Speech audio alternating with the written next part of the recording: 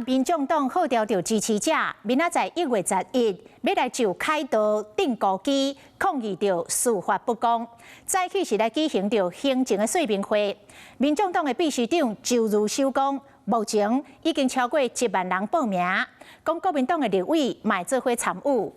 那民进党是批评讲，这个活动是咧挺贪腐。 拒绝独裁，人权还来。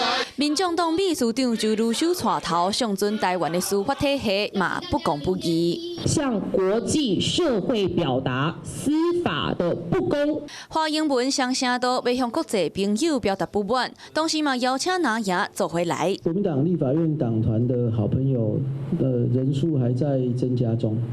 好，那么应该是今天会再做一个统计。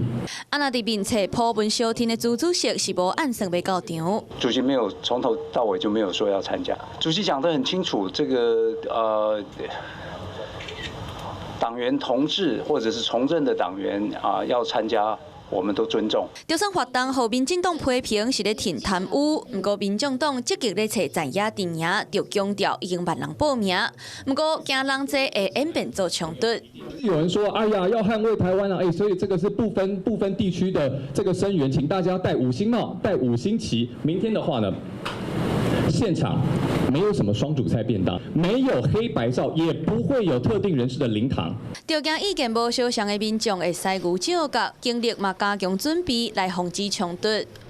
Hello， 我是张新文，想要抢先掌握最及时的新闻资讯吗？赶快订阅、按赞、开启小铃铛，锁定华视新闻 YouTube 频道。